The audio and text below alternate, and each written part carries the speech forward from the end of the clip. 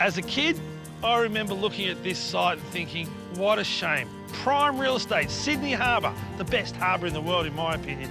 But this site was a derelict industrial site where they used to load ships with coal. It looked like it was destined to be bulldozed and turned into units and lost to the community forever. Well, I'm proud to say, a few years later, because I'm not a kid anymore, it is an absolute asset and a great place to learn about sustainability and reusing. Now they can just do it for the rest of the harbour. Going back even further in time, this site on the Waverton Peninsula used to be home to the indigenous Cammeraygal people. Thanks to North Sydney Council, the area has been transformed into a community garden and one of the largest green roofs you'll ever see, along with some amazing underground tunnels. Where it once used to be the hub of big business and noisy industry, now it's all about leafy green spaces where friends and family can get together and garden. From the platform, it's a short stroll to the original community garden, which was set up about 10 years ago. It's like an outdoor classroom full of happy gardeners just carrying out all sorts of experiments.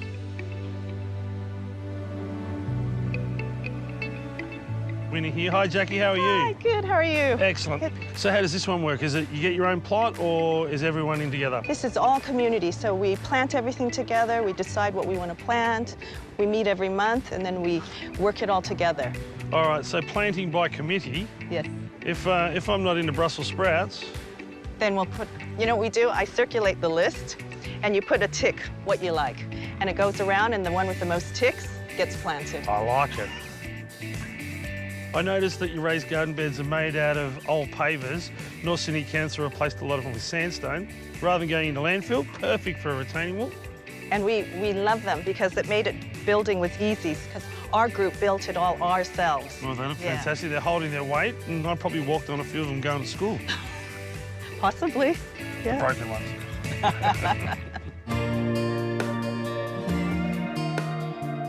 Now, Liz, this looks like a happy place. Yeah, this is a happy place with harbour views. Harbour views. These are the most spoiled chickens in Sydney, I think. These are the 0.1% of chickens in Australia that have views like That's that. right, that's right. Now, why do this here and not do it at home in your backyard? Oh, well, there are many reasons for that. One, they're part of our sustainability cycle here, and everything that comes out of that shed, out of the coop, goes into a two-step composting system, and when that compost is ready, that goes up into the gardens. So, and there's also an education function because council encourages people to have chooks in their backyard, subject to certain conditions. Obviously, no roosters. No roosters at all. Well, I'm here, girls. I'm a bit of a rooster. As you can see. The platform, or roost space, is about the size of 7 Olympic swimming pools.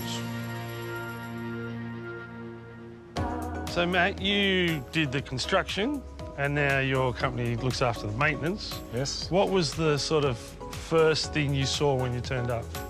It was a derelict old site. It was a big flat block of concrete, and we had to slowly bring up the levels to create this great space we're in now.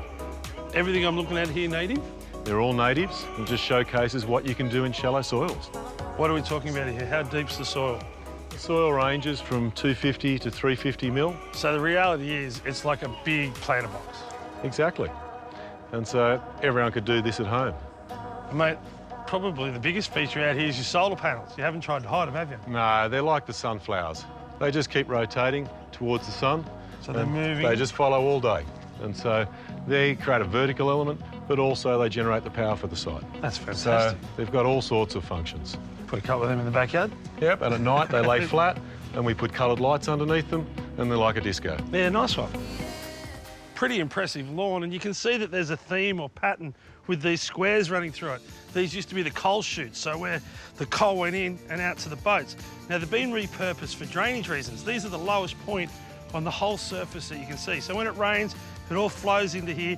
It goes through the soil, cleaned up by the plants, and what comes out down the bottom is nice, clean water with no trace elements in it that can go into the tanks that are stored in the tunnels, which can be pumped back up here when it's drier and can water all the plants. So in other words, not a drop of water is wasted. Here on the Coal Loaders platform, you can also find wiki beds that the locals can rent. Hey, Gerard, how you going? Hey, g'day, Jason. How are you? Yeah, good. Now, mate, you are one of the people that have taken a plot got your own little space down here. What does it mean to you? Oh, well, you know, having downsized to a unit block here and always had a garden before, always been into gardening and growing a few veggies, this means I can still do that. What's the one thing that you like about the whole space? It's number one is community. I mean, not just our local community, and we hope more people will come and join in, but people come from all over Sydney to see this site. So you're working away here and someone like yourself comes along and from the other side of Sydney, and we have a chat about it. Yeah, that's great. What do we got here? Zucchinis.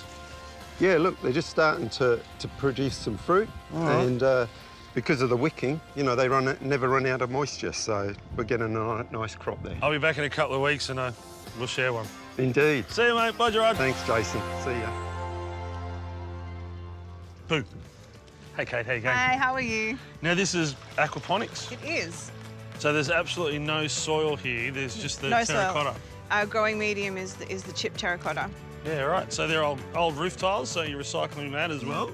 Crushed brick and things like that.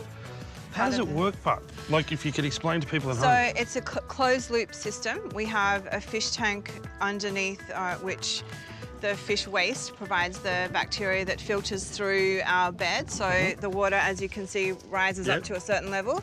And then once it's got to that, it filters back down into the tank and is cleaned by the tiles and comes back around. So it's about a 17 to 20 minute cycle. Yeah, And cool. it does this consistently. Beneath the wicker beds that sit on the coal loader platform are a series of tunnels. The chutes in the tunnels were used to transform coal into skips that was sent by rail to the waiting ships, providing coal to the power stations around Sydney from the 1920s to the 90s. So now I'm in the underbelly. I'm in Tunnel 2, which has got some very good-looking water tanks lined up against one side. Now, storage capacity of about 275,000 litres. That'd probably do a whole street, but it's going to do that garden up top real good as well. And you can see the square up there. Well, that's the old coal chute, and that's where the water comes down, fills these up. Good-looking pump system here, pushes it back up there when they need it. Now, there's 4 tunnels. The first one's got native bats in it. Second one's got the water in it. Tunnel 3 is open to the public, and Tunnel 4 has some unique historical treasures, and it's used for private functions. Some of the tunnels are open 24/7, but this one is very special because it's still got the old, I suppose you'd call it some kind of tram or train that filled up with the coal, took it from each of those hoppers and moved them out to the boats. Could you imagine the people that worked here if they came back today? They would have worked here, would have been hot, dirty and dangerous and ridiculously loud. Imagine being this close to a steam train or something like that going full ball, getting loaded up, and then coming back and seeing a beautiful park and a coffee shop and people playing and gardening. I can only imagine what they'd think. It's awesome.